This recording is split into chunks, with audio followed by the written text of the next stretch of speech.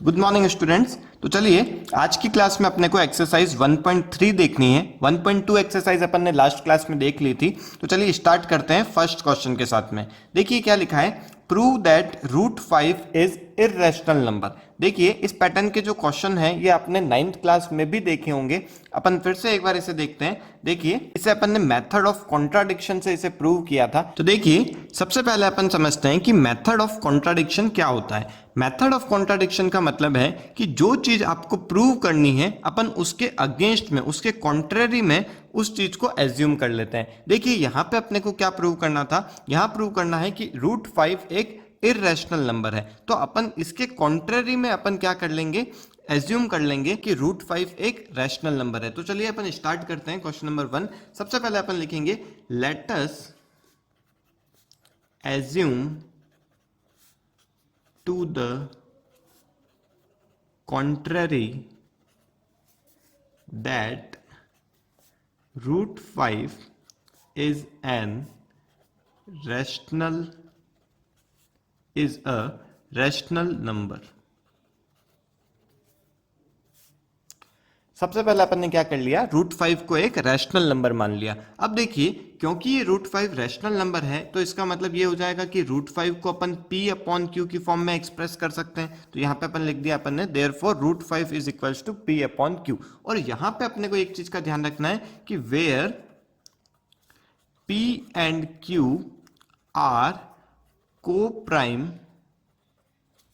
Integers. इसका मतलब क्या हुआ है, देखिए कि p और q के बीच में कोई भी कॉमन फैक्टर नहीं है और ये दोनों क्या है, एक इंटीजर है। तो देखिए इस पैटर्न से अपन क्या लिख सकते हैं, यदि मैं क्रॉस मल्टीप्लाई करता हूं तो क्या आ जाता है, root 5q is equals to p हो जाएगा। और यदि मैं इसका स्क्वायर करूंगा तो क्या मिलेगा मुझे, स्क्वायरिंग बोथ साइड्स यहां आ जाएगा। देखिए 5 रूट 5 का स्क्वायर 5 हो जाएगा और q का स्क्वायर q स्क्वायर हो जाएगा, p का स्क्वायर क्या हो जाएगा, p square.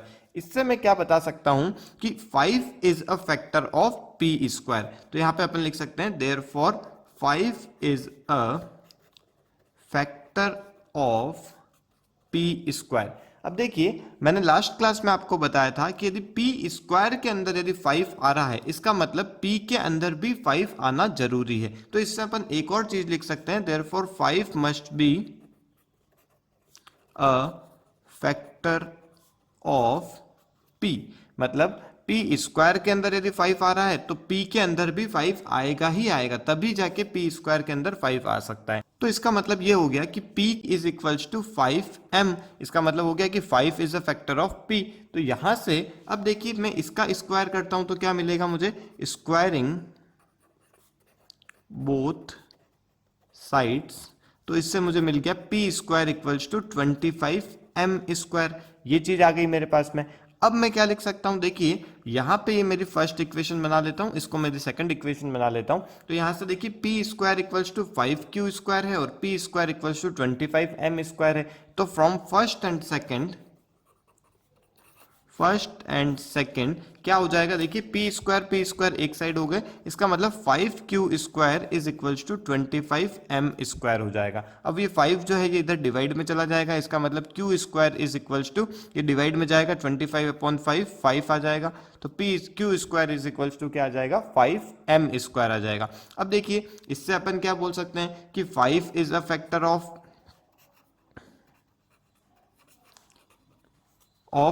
q square, 5 is a factor of q square and therefore ये भी अपन बोल सकते हैं कि 5 must be a factor of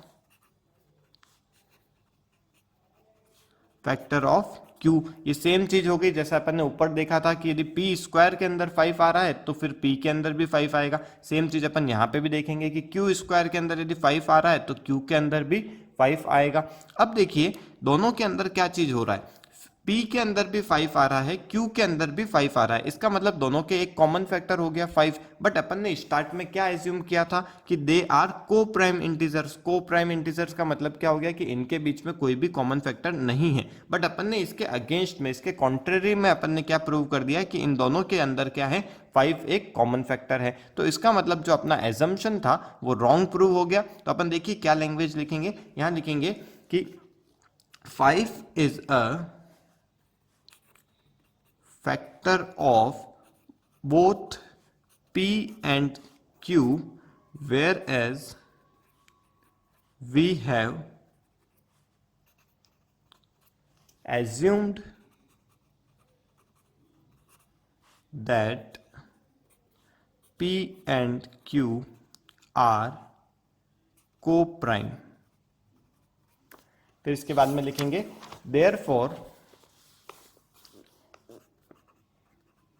therefore our assumption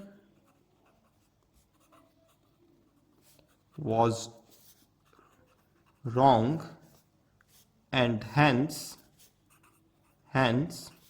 root 5 is an irrational number। तो आई होप आपको यहां तक समझ में आया होगा चीज। एक बार फिर से मैं इसको रिवाइज करवा देता हूं आपको। देखिए यहाँ पे क्या लिखा है कि रूट 5 को अपन ने सबसे पहले रैशनल नंबर मान लिया, उसके बाद में क्योंकि ये रैशनल नंबर है इसलिए अपन ने इसको root 5 is equal to P upon q की फॉर्म में एक्सप्रेस कर दिया। अब यहाँ से अपन ने क्रॉस मल्टीप्लाई किया, इससे p is equal to root 5 q आ गया, स्क्वायरिंग किया दोनों साइड में तो इससे 5 q square equal to p square आ गया। अब देखिए क्योंकि 5 यहाँ पे फैक्टर हो गया p स्क्वायर का, तो p के अंदर भी 5 जरूर होना ही चाहिए, तो अपन ने यहाँ पे लिख दिया therefore 5 must be a factor of p also। फिर उसके बाद में p इक्वल्स टू 5m लिख दिया। तो ये अपन ने क्यों लिखा, देखिए क्योंकि p के अंदर 5 आ रहा है, इसका मतलब 5 से p डिवाइड होना ही है, तो इसका मतलब ये p is equals to 5m हो जाएगा। वेयर m क्या है यहाँ पे, m कोई भी क्वोशंट हो सकता है। जब 5 से अपन ने डिवाइड किया p को तो m कोई भी क्वोशंट हो जाएगा। देन स्क्वायरिंग बोथ साइड यहाँ से किया तो उससे अपन ने 5q square equals to 25m square आ गया, इसी से अपन ने q square equals to 5m square कर दिया। फिर दोनों में अपन ने ये चीज प्रूव कर दी कि 5 दोनों का फैक्टर है। जो अपन ने स्टार्ट में माना था कि p और q को प्राइम नंबर्स हैं, इसका मतलब जो अपना एजम्पशन था वो रॉन्ग प्रूव हो गया और रूट 5 क्या हो गया, एक इररेशनल नंबर हो गया। तो चलिए सेकंड क्वेश्चन की तरफ देखते हैं। देखिए सेकंड क्वेश्चन में लिखा है prove that 3 plus 2 root 5 is an irrational number. तो देखिए यहाँ पे भी अपन सेम वही पैटर्न लगाएंगे कि इसको पहले अपन रैशनल नंबर बोलेंगे और उसके बाद में इसे रॉन्ग प्रूव करेंगे। तो चलिए देखते हैं कैसे करना है। बट इसमें अपने को पूरा बड़ा मेथड करने की जरूरत नहीं होती है। जब ओनली रूट 5, ओनली रूट 3 या ओनली रूट 2 इस पैटर्न से जब रहते हैं तब ये अपने को बड़ा स्टेटमेंट टाइप पूरा सॉल्व करना पड़ता है। बट जैसे यहाँ पे अपने पास में प्लस में ये आ गया या फिर कुछ भी इसके साथ में आ गया है, तब उस केस में अपन छोटे मेथड से भी अपन इसे सॉल्व कर सकते हैं। तो देखिए कैसे करेंगे। सबसे पहले अपन यहाँ पे लिखते हैं सेम चीज, क्वेश्चन है अपना 3 प्लस 2 रूट 5। इसको अपने को इररेशनल नंबर प्रूव करना है। तो यहाँ पे एज्यूम करते हैं, let us assume to the contrary that 3 plus 2 root 5 is a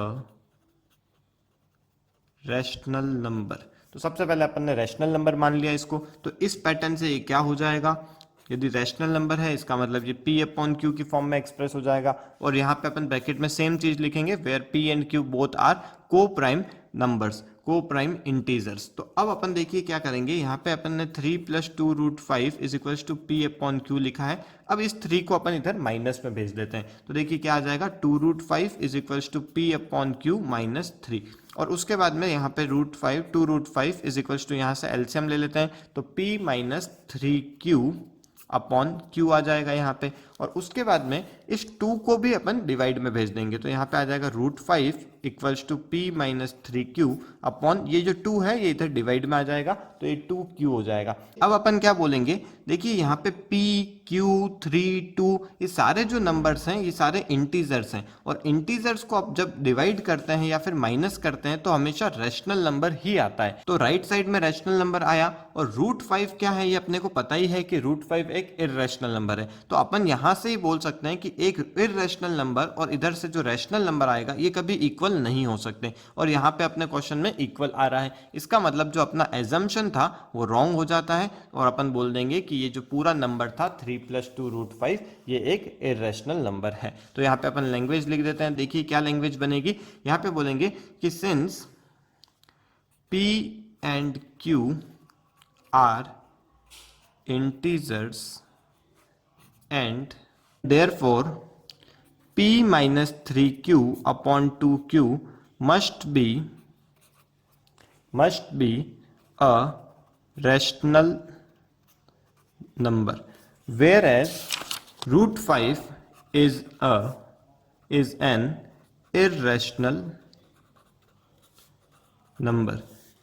Therefore, they cannot be equal. And hence it is proved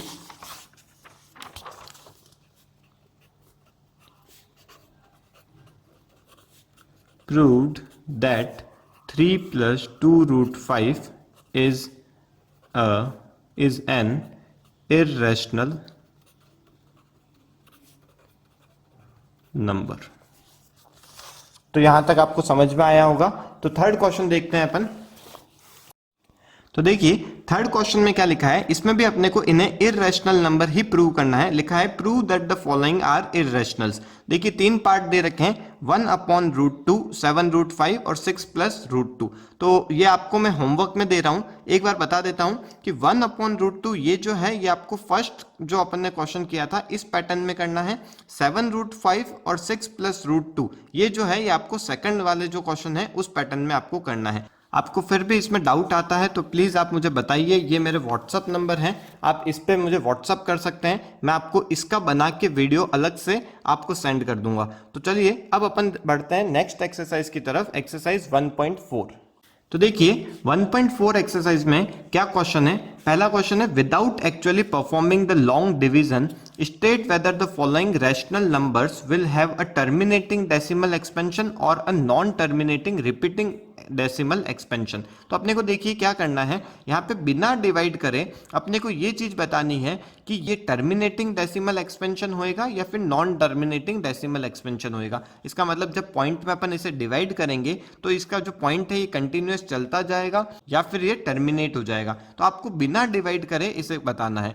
देखिए क्या कॉन्सेप्ट होता है कि जो भी डिनोमिनेटर है आपको बस वही चीज को देखना है कि जो डिनोमिनेटर है उसके अंदर 2 और 5 उसके अलावा और कोई भी नंबर नहीं होना चाहिए। मतलब उसके जो प्राइम फैक्टर्स हैं उसके अंदर 2 या फिर 5 इसके अलावा यदि कोई भी प्राइम फैक्टर है तो वो क्या हो जाएगा, वो नॉन टर्मिनेटिंग हो जाएगा। और यदि 2 और 5 के अलावा और कोई भी प्राइम फैक्टर नहीं है तो वो क्या होएगा, टर्मिनेटिंग होएगा। देखिए अपन फर्स्ट क्वेश्चन से देखते हैं, इसमें क्या लिखा हुआ है 13 अपॉन 3125। देखिए मैंने आपको क्या बताया कि जो डिनोमिनेटर है उसके प्राइम फैक्टर्स अपने को देखने हैं। तो यहाँ पे देखिए यदि मैं इसके प्राइम फैक्टर्स करता हूँ तो ये क्या आता है 5 इंटू 5 इंटू, मतलब ये 5 की पावर 5 आ रही है। अब 5 की पावर 5 आ रही है तो इसका मतलब यहाँ पे जो डिनोमिनेटर है उसके अंदर ओनली एक ही प्राइम फैक्टर है 5।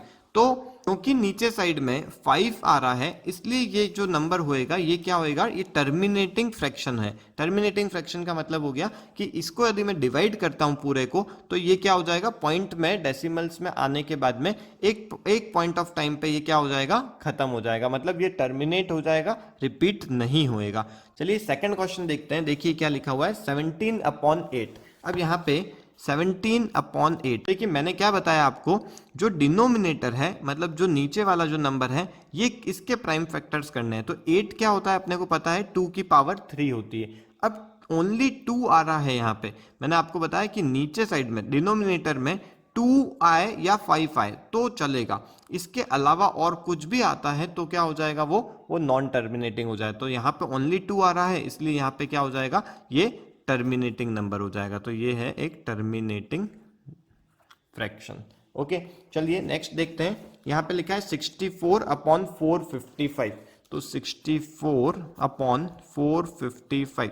अब देखिए 455 के अपन प्राइम फैक्टर्स करते हैं। तो देखिए यहाँ पे मैं रफ में कर रहा हूँ 455, पहले 5 से किया, यहाँ पे आया 91, देन यहाँ पे 13 से किया तो यहाँ पे आया 7, फिर 7 से किया तो 1 आया। तो नीचे साइड में आप देखिए मैं इसको 64 को कैसे लिख रहा हूँ, 64 अपॉन 455 की जगह क्या लिख सकता हूँ 5 इंटू 13 इंटू 7। अब देखिए मैंने आपको बताया कि नीचे जो डिनोमिनेटर है उसके अंदर 2 आए या फिर 5 आए तो चल सकता है, तो वो क्या होएगा, टर्मिनेटिंग होएगा। बट उसके अलावा कोई भी आया, यहाँ पे देखिए 13 एक इसके अलावा आ गया और 7 भी आ गया, तो ये क्या हो जाएगा, ये एक नॉन टर्मिनेटिंग फ्रैक्शन होएगा। क्यों? क्योंकि नीचे साइड में 13 और 7 भी आ गए 5 के अलावा। ओके, चलिए नेक्स्ट देख लेते हैं अपन 15/1600। तो यहाँ पे लिखता हूँ मैं 15/1600। अब देखिए 15 अपॉन, इसको मैं क्या लिख सकता हूँ, ये जो है ये हो जाएगा 2 की पावर 6 इंटू 5 का स्क्वायर। अब देखिए जो डिनोमिनेटर है उसके अंदर क्या क्या प्राइम फैक्टर्स आ रहे हैं, 2 और 5 आ रहा है, तो 2 और 5 आएगा तो ये क्या हो जाएगा, ये टर्मिनेटिंग नंबर होएगा। आप इसे डिवाइड भी करके चेक कर सकते हैं, कैलकुलेटर ले सकते हैं, कैलकुलेटर में आप इसे डिवाइड कीजिए, 15/1600 आएगा। चलिए मैं आपको एक बार करके बता देता हूँ। 15 डिवाइड बाय 1600 जब मैं करूंगा तो देखिए यहाँ पे क्या आ रहा है, तो यहाँ पे 0.009375, यहाँ तक ये क्या हो गया, ये टर्मिनेट हो गया, इसमें कोई रिपीटेशन नहीं हो रहा है। इसके पहले वाले क्वेश्चन में देखिए यहाँ पे मैंने यहाँ पे लिखा था नॉन टर्मिनेटिंग। नॉन टर्मिनेटिंग क्यों हुआ था, क्योंकि नीचे साइड में 13 और 7 आ रहा है। एक बार मैं इसको डिवाइड करके बताता हूँ आपको, 64 डिवाइड बाय 455। अब देखिए यहाँ पे क्या हो रहा है, ये एक कंटिन्यूअसली चलता जा रहा है। कंटिन्यूअस क्यों चल रहा है, अपन ने पहले ही बिना डिवाइड करे ही अपन ने नॉन टर्मिनेटिंग उसे लिख दिया था। कैसे लिखा था, क्योंकि नीचे साइड में जो डिनोमिनेटर है उसमें 5 और 2 के अलावा और भी कुछ प्राइम फैक्टर्स आ गए, इसलिए ये नॉन टर्मिनेटिंग हो गया। तो ये जो क्वेश्चन है अब आप खुद कर सकते हैं, इसके बाकी के जो पार्ट्स है उससे भी आप नोट कर लीजिए, स्क्रीनशॉट ले सकते हैं इसका। देखिए यहाँ पे मैं डायरेक्ट बता सकता हूँ, जैसे 343 है, ये 7 का क्यूब होता है, तो नीचे साइड में 7 आ गया, इसका मतलब ये नॉन टर्मिनेटिंग हो जाएगा। इस क्वेश्चन में देखिए 2 और 5 ही आ रहे हैं प्राइम फैक्टर्स, तो इसका मतलब ये टर्मिनेटिंग हो जाएगा। यहाँ पे देखिए 7 की पावर 5 आ रही है, तो यहाँ पे क्योंकि 7 आ रहा है इसलिए नॉन टर्मिनेटिंग हो जाएगा।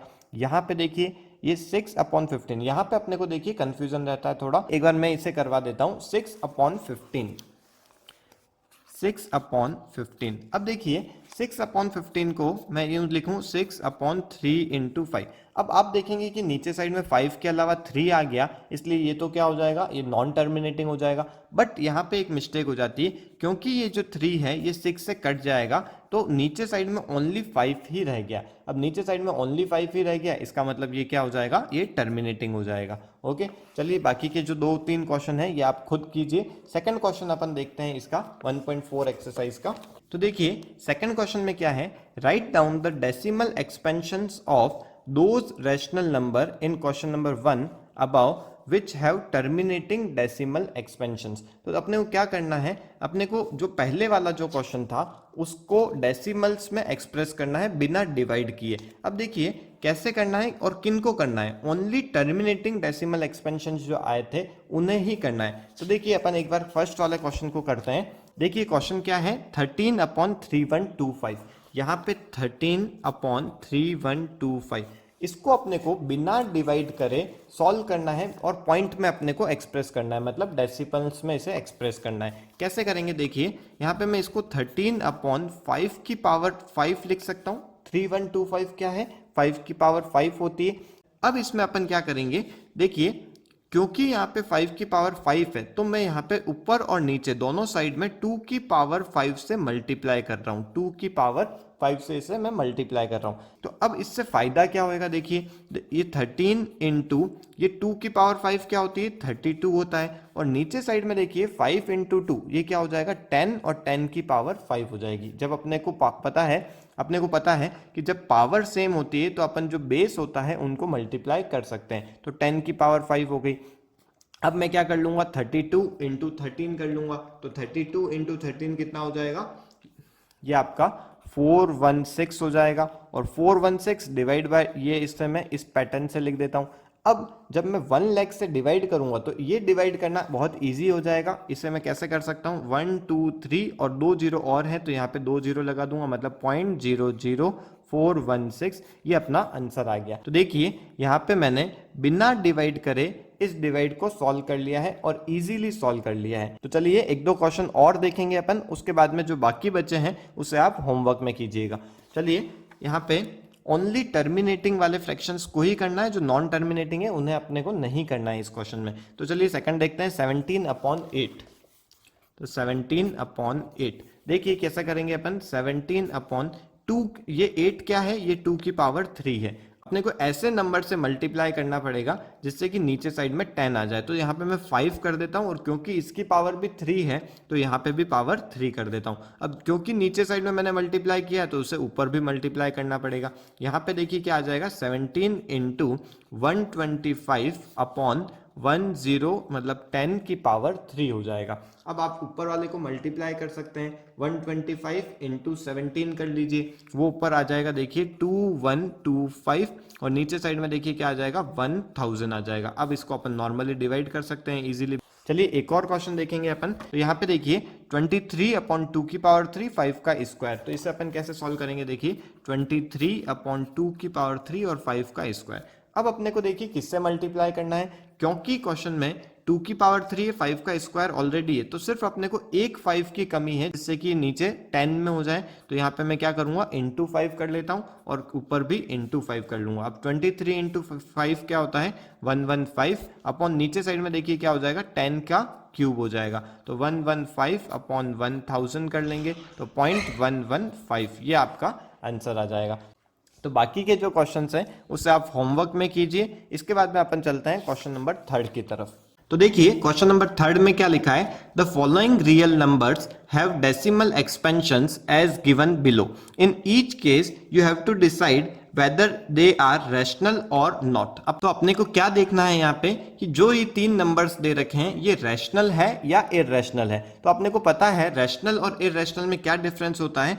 इररेशनल नंबर नॉन टर्मिनेटिंग और नॉन रिपीटिंग होते हैं, जिसके ऊपर बार लग सकता है वो रैशनल नंबर होता है, और जो टर्मिनेट हो जाते हैं डेसिमल्स के अंदर वो रैशनल नंबर होते हैं। देखिए यहाँ पे जो फर्स्ट है 43.12345678 लिखा हुआ है, तो ये जो नंबर है ये टर्मिनेट हो गया, इसके आगे ना डॉट डॉट डॉट कुछ ऐसा कुछ भी नहीं लिखा हुआ है, मतलब ये टर्मिनेट हो गया। अब टर्मिनेट हो चुका है इसका मतलब ये एक रैशनल नंबर है। सेकंड क्वेश्चन देखिए 0.1201200125। तो देखिए ये जो नंबर है ये टर्मिनेट नहीं हुआ है, ये कंटिन्यूअस में चलता जा रहा है, और ये एक पैटर्न में भी रिपीट नहीं हो रहा है। देखिए इसके ऊपर मैं बार नहीं लगा सकता हूं क्योंकि ये पैटर्न में रिपीट नहीं हो रहा है, इसलिए ये जो नंबर होएगा ये आपका इररेशनल नंबर हो जाएगा। और थर्ड क्वेश्चन अपन बहुत इजीली बता सकते हैं, क्योंकि इसके ऊपर बार आ रहा है इसका मतलब ये एक पैटर्न में रिपीट हो रहे हैं, और पैटर्न में जब रिपीट हो रहा है इसका मतलब ये क्या हो जाएगा, रैशनल नंबर हो जाएगा। तो यहाँ पे अपना फर्स्ट चैप्टर कंप्लीट हो गया। तो आज की क्लास को अपन यहीं वाइंड अप करते हैं। नेक्स्ट क्लास के अंदर अपन चैप्टर नंबर 3 स्टार्ट करेंगे, लीनियर इक्वेशंस अपन देखेंगे। तो अभी तक अपन ने 2 चैप्टर्स कंप्लीट कर लिए, पॉलिनोमियल्स और रियल नंबर। दोनों चैप्टर्स आपको समझ में आए हों, प्लीज आप इसे लाइक कीजिए, इस चैनल को सब्सक्राइब कीजिए, और इन वीडियोस को अपने फ्रेंड्स के साथ में जरूर शेयर कीजिए। Okay, thank you.